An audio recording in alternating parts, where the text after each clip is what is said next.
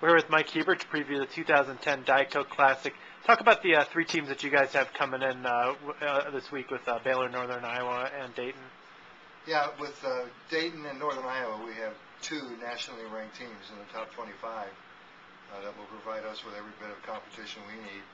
And Baylor, the third team, is right on the edge of being ranked in the top 25. So we're preparing for a very, very strong tournament. I think any one of the four teams has a chance to win this tournament. Last week, your team obviously had a very efficient effort in the three matches that you played in the Gopher Invite. Talk about what you take from that weekend into this weekend. Well, I like the word efficient, Steve, because that's how we played. In terms of attack percentages, we were down to below 10% in errors, which is fantastic. We attacked at a high percentage. I think at 55% kill percentage, and hit at a 410, 420 clip in terms of efficiency. Those are gaudy numbers for this early in the season, and I really liked how we played in terms of low error execution. Our passing still needs to be bumped up a notch, and we certainly have to serve a lot tougher than we did this past weekend, but I like what I see so far. Heading into this week, we talked about going into the season a couple of position matchups. Obviously, Stephanie Nucci and Mia Taberson kind of still going at it for the setter role. Brianna Haugen and Ariana Filio, with Filio getting most of the time, but Haugen got a little time at middle blocker. And just talk about kind of some of those position battles, along with Tori Dixon at the right side and how well she did in her first week. Well, Tori Dixon, the last name you mentioned, is kind of our secret weapon this season. I don't think any of us, certainly not the coaching staff, and I'm not sure how many other people felt heading into the season that we were going to get this kind of production out of a freshman. She's just been fabulous for us. She's a strong attacker, strong blocker. Seems to be very much at home at the right side position. In terms of the competition, our two setters are still neck and neck. They one a little bit different style each one of them possesses, but they're still neck and neck in terms of competition. We're going to use this weekend to find out more about each of them. And the middle blocker position opposite Lauren Gibmeyer, the two you mentioned are Haugen and Filio. Both of those players have improved their games, but I think right now Filio is just a step ahead of Haugen, but she's closing fast, and we expect her to see playing time this weekend as well. I guess kind of talking about the opponents again in this tournament, you bring in Northern Iowa, and that's a team that you guys have a lot of history with. I think it's been maybe a year or two since you've played them. They've been in the NCAA tournament in this region 2 years ago, but you guys haven't played them for, I think, a year or two. Just talk about that, the fun that kind of goes in that back and forth non-conference rivalry that you've had with them since you've been here.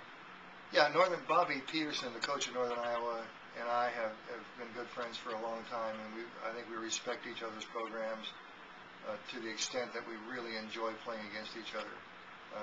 This is a very good Northern Iowa team. I believe they were 33-2 or something like that last year, and they were good in the off season when we saw them down at Iowa State, and they're very, very good this fall. So I think that Northern Iowa is a team that often surprises people, but they're not going to surprise us because we know how good they are.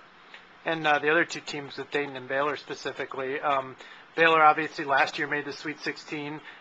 Dayton has been a very up-and-coming program the last 3 or 4 years. Just you mentioned it before, but just to kind of touch on that again, these two programs really maybe not necessarily getting the attention that they deserve, and how this is such a good opportunity for them, not only playing the Gophers, but in such a highly competitive tournament overall. Yeah, I think a lot of teams that are supposed to be called mid-majors or whatever you want to call them, those teams really have to struggle and fight for recognition.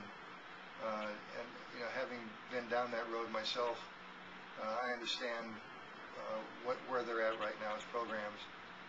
One of the things I know that's happening is that all three of the visiting teams are coming in here hoping to use us as a way to climb the ladder. A victory over Minnesota at our home tournament would provide all of them with tremendous motivation.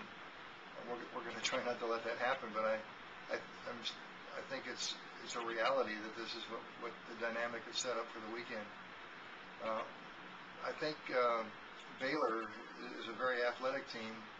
It finished higher in the Big 12 conference last year than people expected they would, and they're carrying that momentum into this weekend.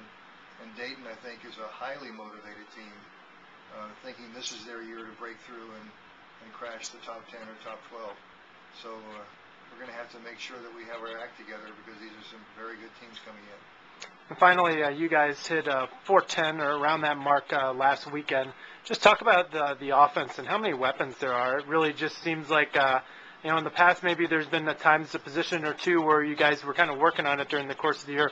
It really seemed like offensively that all the cylinders were clicking last week. Just talk about the combination of players and what kind of luxury that gives to the setter. Well, it gives the setter luxury. We don't have to set one or possibly two hitters all night long to score. If they take away Gibmeyer, we can set the pins. We can set the hitters that are out there crushing the ball.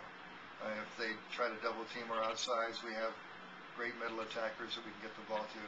All this, of course, depends on how well we pass. But if we can pass at least as well as we did last weekend, we should have the kind of luxury that you're talking about.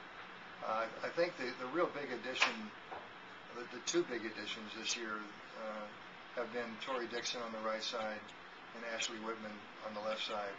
Both of those freshmen have come in playing at an extremely high level for their age. And they're the ones that have, I think, rounded out and balanced our attack so that we don't have to rely on Lauren Gibmeyer to score every point.